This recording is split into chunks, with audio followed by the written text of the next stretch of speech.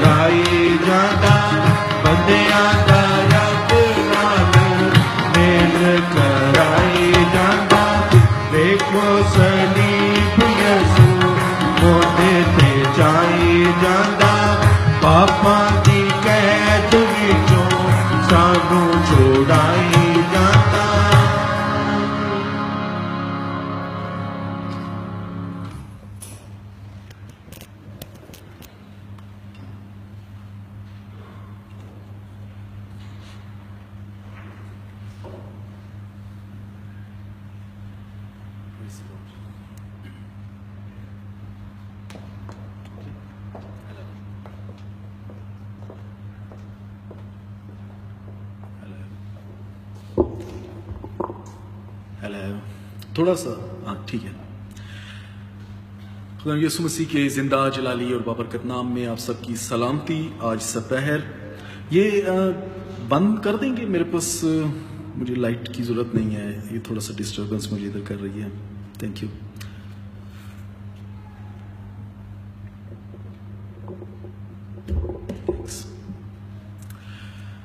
ایک بار پھر خدا نے یہ ممکن کیا کہ آپ کے سامنے خدا ان کے زندہ کلام میں سے میں کچھ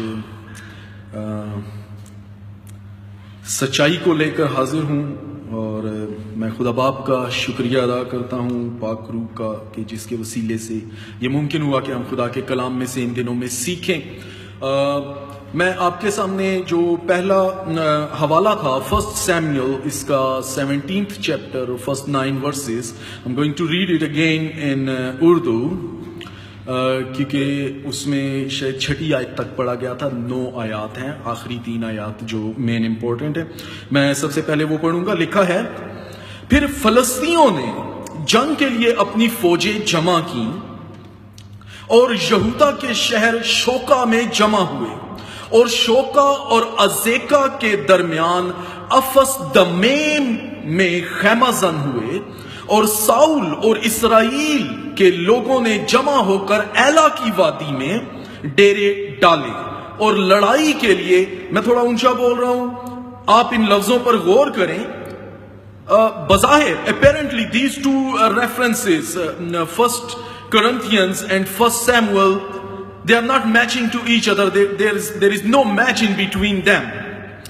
لیکن اگر آپ تھوڑا سا اس کو روحانی طور پر سمجھیں گے تو پھر آپ کو برکت ملنا شروع ہوگی. You will be blessed soon if you try to understand what I want to explain and where I'm coming from. You know, once Billy Graham نے یہ کہا تھا کہ the outer wars of the nations, in between nations, is the reflection of a war inside of a man.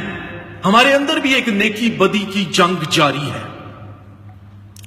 تو روحانی طور پر یہ بہت امپورٹنٹ حوالہ ہے، ویری امپورٹنٹ ریفرنس. اس کو پلیز کیئرفلی سمجھیں. اور ایک طرف کے پہاڑ پر فلسطین اور دوسری طرف کے پہاڑ پر اسرائیل کھڑے ہوئے، اور ان دونوں کے درمیان وادی تھی، اور فلسطینیوں کے لشکر سے ایک پہلوان نکلا جس کا نام جاتی جولیت تھا، گولایت. He was from Gath. اس کا نام جاتی جولیت تھا. آگے اس کا قد لکھا ہے، جو کچھ بھی ہے میں اس کو سکپ کرتا ہوں، جو امپورٹنٹ ہے، جو آخری 3 ورسز نہیں پڑھی گئی تھی، میں اس پہ آتا ہوں. سو وہ کھڑا ہوا اور اسرائیل کے لشکروں کو پکار کر کہنے لگا کہ تم نے آ کر جنگ کے لیے کیوں صف آرائی کی. وہ تھریٹ کر رہا ہے خدا کے لوگوں کو اور کہہ رہا ہے کہ تم نے کیوں جنگ کے لیے صف آرائی کی. کیا میں فلسطین نہیں اور تم ساؤل کے خادم نہیں؟ سو اپنے لیے کسی کو چنو جو میرے پاس آئے. اگر وہ مجھ سے لڑ سکے اور مجھے قتل کر ڈالے تو ہم تمہارے خادم ہو جائیں گے، پر اگر میں اس پر غالب آؤں اور اسے قتل کر ڈالوں تو تم ہمارے خادم ہو جانا اور ہماری خدمت کرنا.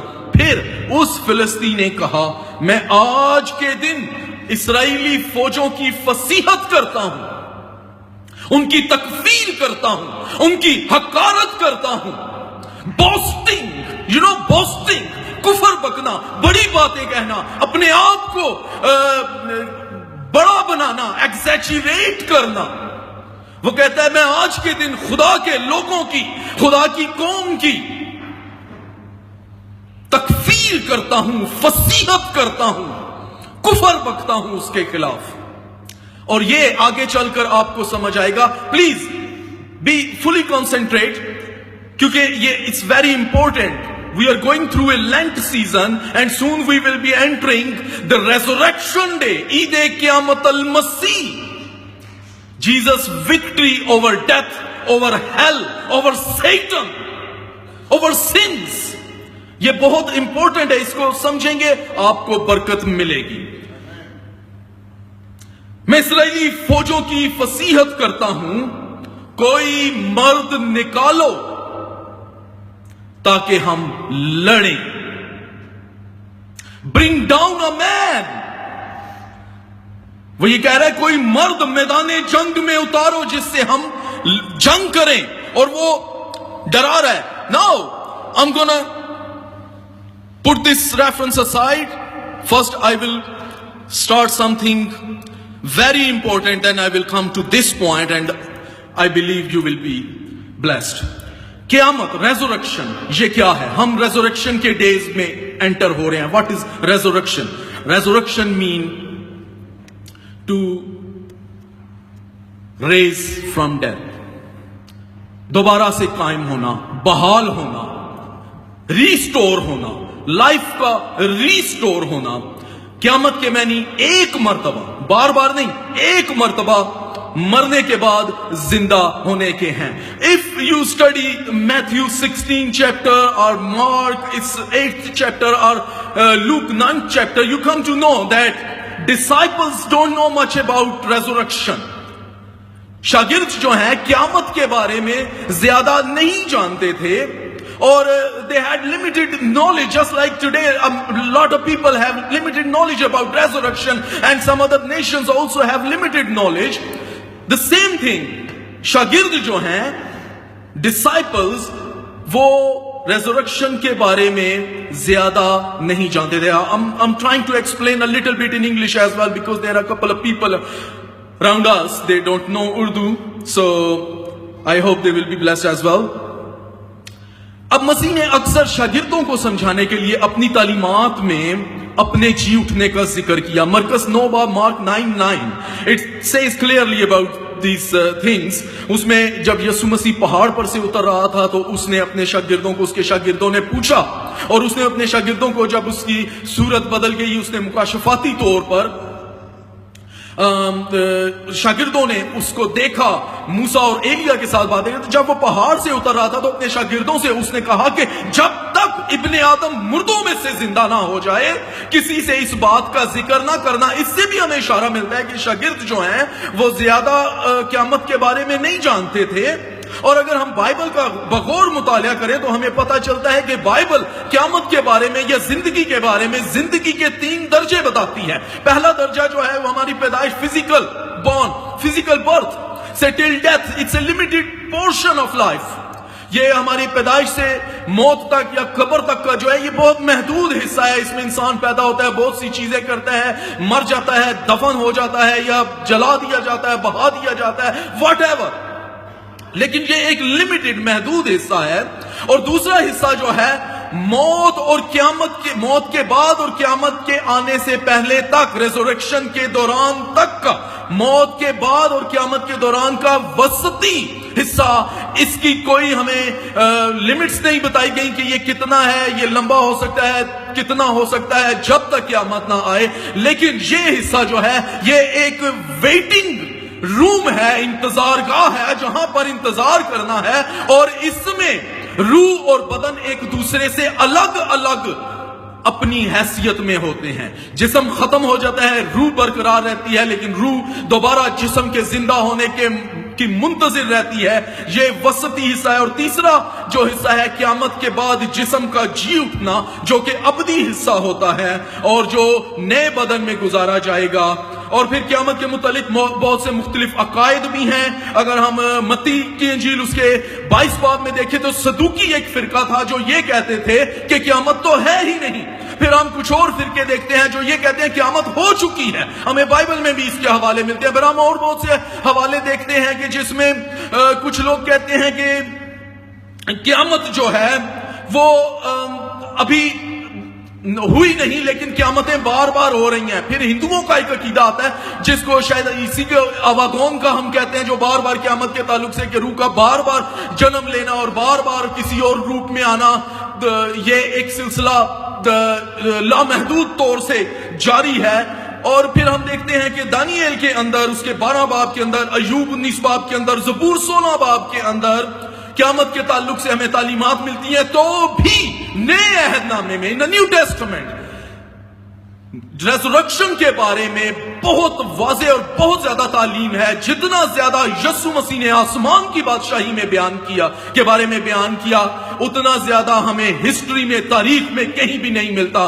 کیونکہ یسوع مسیح کے اپنے منہ کے الفاظ تھے کہ جو آسمانی ہے وہ آسمان کی باتیں کہتا ہے. ہم اکثر یہاں پہ امیگرینٹ ہیں, ہم اکثر اپنے بچوں کو اپنے بیک ہوم کے بارے میں بتاتے ہیں کیونکہ ہم وہاں سے بلونگ کرتے ہیں.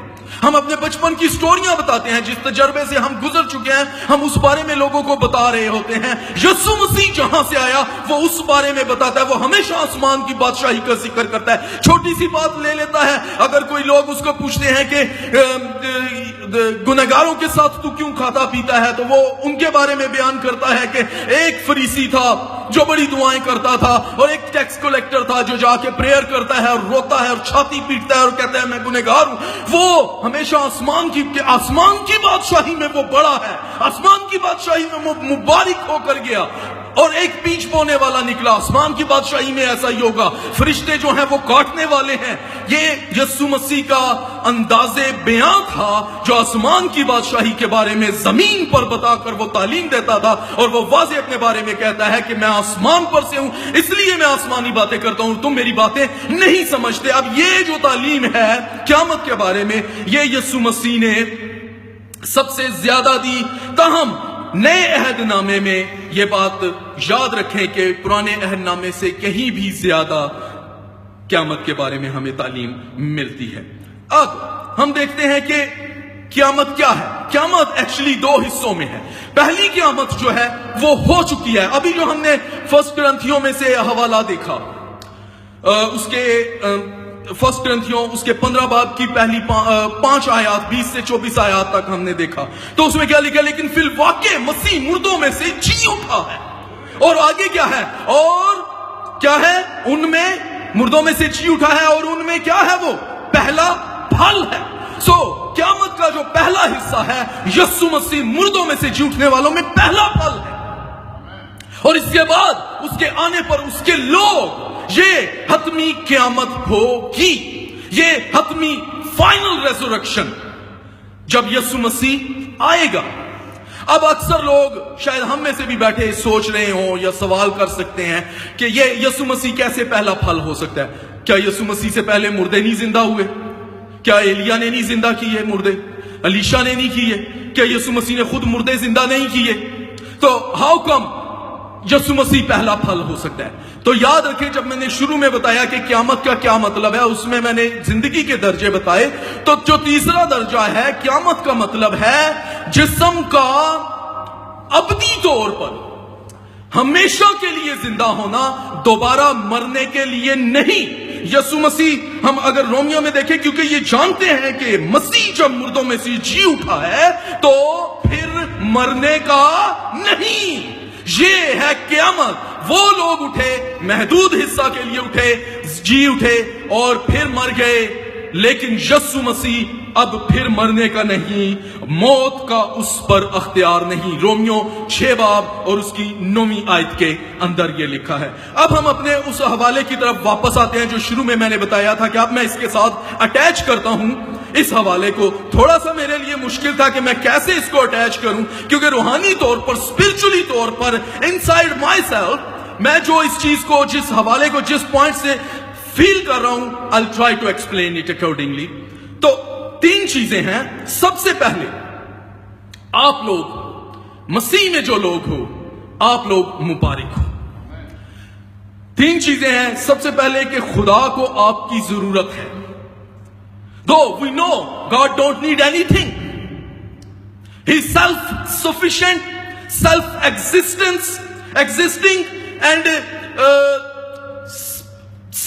you can say کہ self-sustaining، وہ خود سے قائم ہے، وہ اس کو He don't need anything, but still God needs you people, God needs us۔ خدا کو ہماری ضرورت ہے۔ How we know about this؟ خدا کو ہماری ضرورت ہے۔ خدا سیلف ایگزسٹنس ہے۔ God does not exist.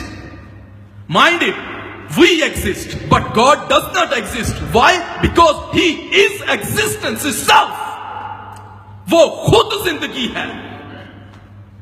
تو خدا کو سب سے پہلے ہماری ضرورت ہے، اور پھر دوسرا پوائنٹ کہ کیوں خدا کو ہماری ضرورت ہے؟ Because God decided He need us. God chose it. He decided to need us. اس نے یہ چنا ہے، اس نے یہ خود فیصلہ کیا ہے کہ اسے ہماری ضرورت ہے۔ گو خدا کو کسی چیز کی ضرورت نہیں، تو بھی اس نے یہ فیصلہ کیا ہے کہ اسے ہماری ضرورت ہے تاکہ وہ مسیح یسوع میں ہمیں اس کے ساتھ شامل کر لے۔ یسوع مسیح نے کیا کہا؟ میں اس لیے آیا کہ وہ زندگی پائیں۔ اس نے یہ چوز کیا ہے کہ وہ ہمیں زندگی دے اور ہم اس زندگی میں اس کے ساتھ کو ایگزسٹ کریں۔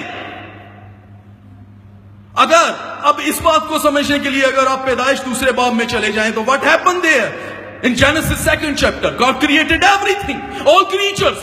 Then finally what happened? God bring those creatures to man. What he called them?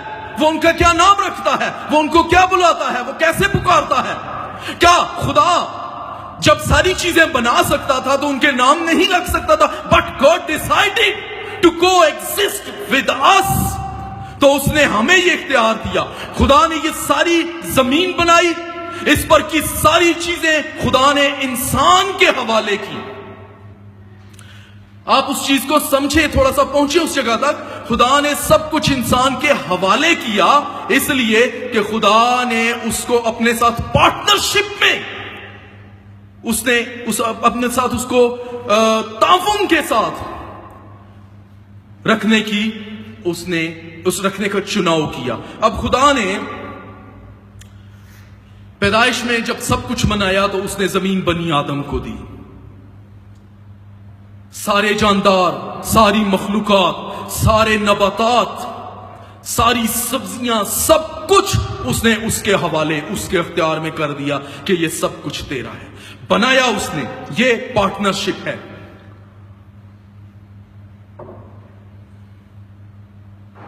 اور خدا نے اس پارٹنرشپ کے لیے انسان کو چنا۔ لیکن اب سوال یہ پیدا ہوتا ہے کہ کیا یہ ممکن ہے کہ لامحدود خدا اپنے آپ کو محدود کر دے؟ God is omnipotent. Omni mean all in all, or potent mean powerful. So God is omnipotent, He's all powerful. Then still He limited Himself just for us in Christ Jesus. اس نے یسوع مسیح میں اپنے آپ کو لمیٹڈ کر دیا، اس نے محدود کر دیا۔ اب شیطان یہ جانتا ہے کہ خدا کچھ نہیں کرتا جب تک کہ انسان اپنے آپ کو اویلیبل نہ کرے، اور اس بات سے شیطان بخوبی واقف ہے کہ خدا کچھ بھی نہیں کرتا۔ ہم دعائیں کرتے ہیں، اکثر ہماری دعائیں our prayers are not answered. Why? Because we want God to do our part as well. He wants to be partner with us, but we don't want to do our own portion. That's why our prayers are not answered. اور شیطان جو ہے Satan know this thing. لیکن ایک چیز ہے کہ شیطان جو ہے وہ افق کو دیکھ سکتا ہے، وہ فیوچر کو نہیں دیکھ سکتا۔ Satan can see horizon, but Satan cannot see future. God knows future. God can see the future. اب اگر فرسٹ سیموئل میں کیا ہوا، وہاں پر ایک جائنٹ ہے، گولیت ہے، جاتی جولیت ہے، ایک شیطان ہے، وہ سیٹن کو ریپرزینٹ کر رہا ہے اور خدا کی قوم کو چیلنج کر رہا ہے۔ اور کیا ممکن ہے کہ خدا کی بادشاہی میں بھی شیطان یہی کنورسیشن خدا کے ساتھ کر رہا ہے؟ ایوب کے معاملے میں بھی تو اس نے خدا کے ساتھ کنورسیشن کی تھی نا، جاب کے معاملے میں، کہ خدا سے اس نے کہا تھا یہ کار یا اس کو یہ کار۔ اس نے یہاں پر بھی وہ خود روحانی طور پر، میں نے آگے بتایا تھا کہ آؤٹر وال از دا ریفلیکشن آف اے وال انسائڈ اے پرسن۔ اب وہ کیا ممکن ہے کہ خدا کی حضوری میں بھی وہ یہی خدا کے ساتھ چیلنج کر رہا ہے کہ کوئی مرد نکالو، اور خدا نے اسے کیا جواب دیا ہوگا کہ ہاں میں کوئی مرد تیار کر رہا ہوں؟ نہیں، خدا نے کہا I don't need a man, I need a boy. مجھے صرف ایک لڑکے کی ضرورت ہے تیرا مقابلہ کرنے کے لیے، اور اسے میں شیر کے ساتھ اور ریچھ کے ساتھ اور فلاخن کے ساتھ جنگلوں میں تیار کر رہا ہوں۔ Whenever we face troubles, we face Goliaths in our life, God already has prepared a boy inside you. God already had prepared a David inside you. You have to find it out. But how you can find? You have to do your part. That's why you can find it. Otherwise you can't. اب خدا نے اس کو کہا, اب داؤد کو تیار کر دیا, خدا کی تکفیر کی جا رہی ہے. خدا ایک لمحے میں within a second تمام فلسطین لشکر کو وینش کر سکتا تھا, صفائے ہستی سے مٹا سکتا تھا, ختم کر سکتا تھا, لیکن خدا ویٹ کر رہا ہے. اور شیطان یہی جانتا ہے کہ خدا تب تک کام نہیں کرے گا جب تک کہ ہم اس کے ساتھ پارٹنرشپ کے لیے تیار نہ ہوں. اس بات کو سمجھے, میں آگے آگے اور یہ کھلتی جائے گی بات.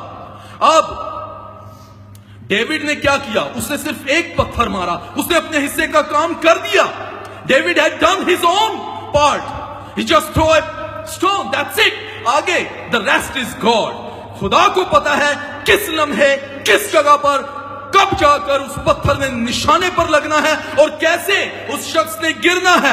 وہ جو جائنٹ ہے, وہ جو ان کا دیوتا سمجھا جا رہا ہے, جو بڑی چیز ہے, وہ داؤد کے آگے, خدا کے خادم کے آگے سرنگوں ہو کر منہ کے بال گرا. اگر آپ اسی 1 سیموئل 5 چیپٹر میں جائیں تو ڈیگن دجون جو تھا, گاڈ ڈیگن فلسطینیوں کا جو تھا, وہ بھی خدا کے عہد کے صندوق کے آگے اسی طرح گرا پڑا تھا. یہ خدا کا پارٹ ہے. خدا تب اپنا پارٹ کرتا ہے جب ہم اپنا پارٹ ادا کریں گے اس کی پارٹنرشپ کے ساتھ. اب تیسرا جو حصہ ہے, God needs you. God decided He needs you. Now the third one is very important. Your decision. Do you know that you also need God? If you don't know, then there is no resurrection for you people. But if you know, then Jesus is about to come. Jesus is coming to take you with him. ہم اکثر خدا کے حضور میں گڑ گڑاتے رہتے ہیں, لیکن میں نے جیسے پہلے کہا ہماری دعائیں سنی نہیں جاتی, اس لیے کہ ہم نے فیصلہ نہیں کیا, ہم اپنا پارٹ ادا نہیں کرنا چاہ رہے. یسوع مسیح نے مرکز کی انجیل اس کے 6 باب میں کیا کیا؟ بہت سے many miracles he did not perform. Why? Because of the lack of their faith. ان کے ایمان کی کمی کے باعث سے خدا یسوع مسیح جو ہے اس گاؤں کے اندر بہت سے معجزات نہ دکھا سکا, اس لیے کہ انہوں نے فیتھ میں, اپنا ایمان میں اپنا حصہ نہیں دکھایا خدا کو. یسوع مسیح نے کیا کہا؟ خدا چاہتا ہے ہم اپنا حصہ ادا کریں. کیا ہم دعاؤں کے وسیلے, ایمان کے وسیلے اپنا حصہ ادا کر رہے ہیں؟ اگر مرکز کے انجیل کے آخر میں دیکھیں تو یسوع مسیح نے کیا کہا ہے؟ You will lay your hands on the sick and they will be healed. یہ لکھا ہے نا, یہ تو نہیں لکھا they will be healed then you lay your hand on them. پہلے اپنا حصہ ادا کرو. تم بیماروں پر ہاتھ رکھو گے تو وہ شفا پائیں گے, وہ شفا پائیں گے تو تب نہ ہاتھ رکھنا. یہ نہیں لکھا کہ وہ شفا پائیں تب ہاتھ رکھنا, بلکہ تم ہاتھ, we have to do our part. یہ خدا کا, اور پھر اسی بات کو کہ آزما کر دیکھو کہ خدا کیسا مہربان ہے. اب اگر ہم رومیو 5 چیپٹر میں دیکھتے ہیں, رومیو 5 چیپٹر کے اندر ہمیں کیا ملتا ہے کہ آدم نے گناہ کیا اور اس کے وسیلہ سے کیا ہوا؟ تمام کی تمام نسل انسانی اس گناہ کے تحت آ گئی. اب یہ سارا بگاڑ آدم اول کے گناہ کے باعث ہوا, اور یہ اگر انسانی نقطۂ نظر سے آپ سوچیں, if you think just like a human being, it looks like unfair. ناانصافی لگتی ہے خدا کی. Only one man has sinned and all are suffering. It looks like unfair. ایک شخص نے گناہ کیا, آدم کا گناہ, اور تمام نسل انسانی اس گناہ کے تحت آ گئی, اس لعنت کے تحت آ گئی, موت اور پاتال کے قبضے میں چلی گئی. بظاہر یہ ایسے ہی ہے, لیکن ایسا نہیں ہے. یہ در حقیقت خدا کا بہت بڑا فضل ہے, بہت بڑا رحم ہے, بہت بڑا ترس ہے. It's a passion of God just like a father. شریعت کے تحت وراثت کے طور پر, موروثی طور پر, وراثت میں جو کچھ باپ دادا کا ہے وہ اولاد کا ہی ہے, چاہے وہ گناہ ہے یا برکت ہے.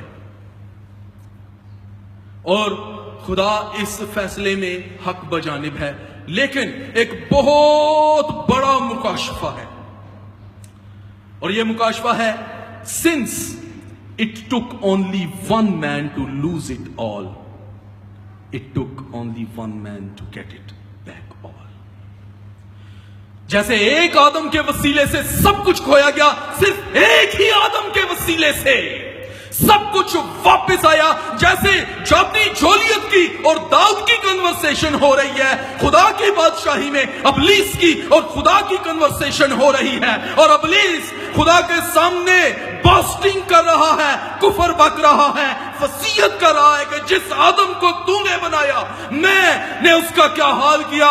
اب میں تیرے سامنے چیلنج پیش کرتا ہوں کہ کوئی مرد نکال، کوئی انسان نکال، ایک انسان اگر وہ جیت جائے تو یہ سارا کچھ اس کو واپس مل جائے گا، اور اگر میں جیت گیا تو تمام انسان میری غلامی میں، میری گناہ اور پاتال اور موت کی غلامی میں ہوں گے.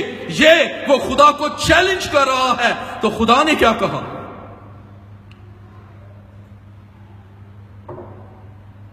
Choose a man.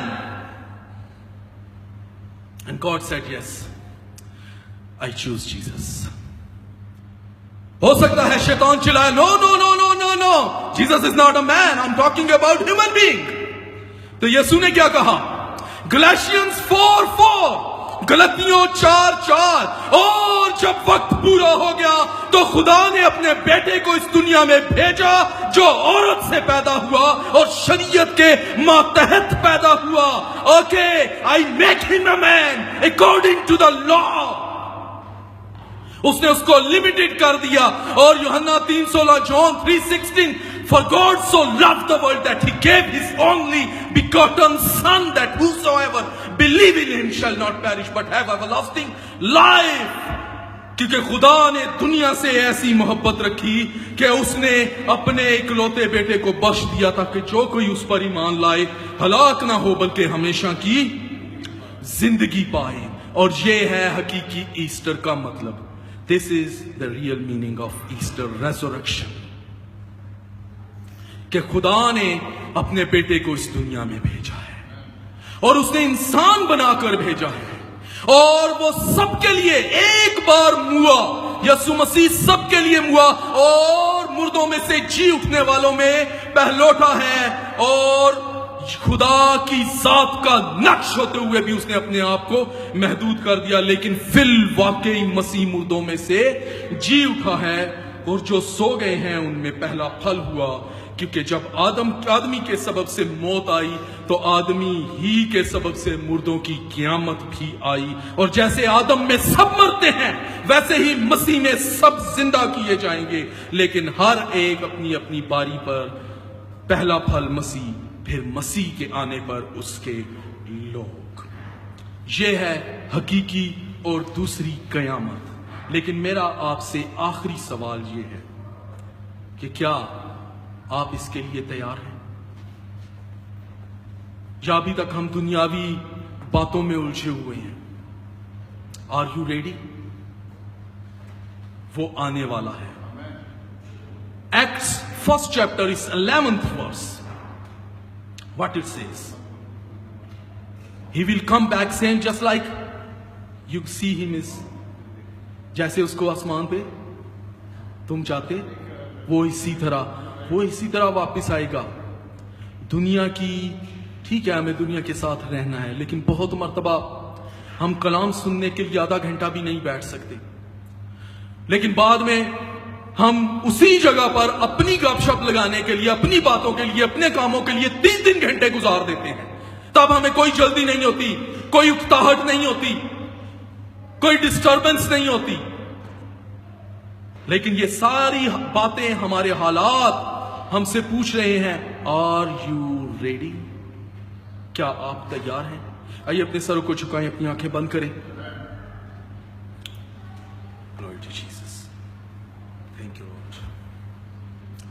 ہمارے نہایت ہی مہربان بزرگ جلالی وفادار لا تبدیل آسمانی پتا، تیرا شکر کرتا ہوں اس کلام کے وسیلہ سے ہمیں یہ فضل دے کہ ہم اس بھید کو جانیں کہ جیسے تو نے چنا، تجھے یہ پسند آیا کہ تو ہمیں خدا اپنا ہم پر روح پھونکے. تو نے بے شمار مخلوقات بنائی لیکن کسی پر بھی اپنا روح نہیں پھونکا, اپنا حصہ نہیں دیا, لیکن تو نے ہم پر اپنے روح کو پھونکا. اس کا مطلب ہے کہ تو نے ہمارا خدا تعاون چنا. ہمیں فضل دے کہ ہم اس بات کو, اس بھید کو جانیں اور اپنے حصے کو خدا ادا کریں اور خدا تیری آمد کے لیے تیار ہو سکیں. یسوع کے نام میں آمین. Thank you.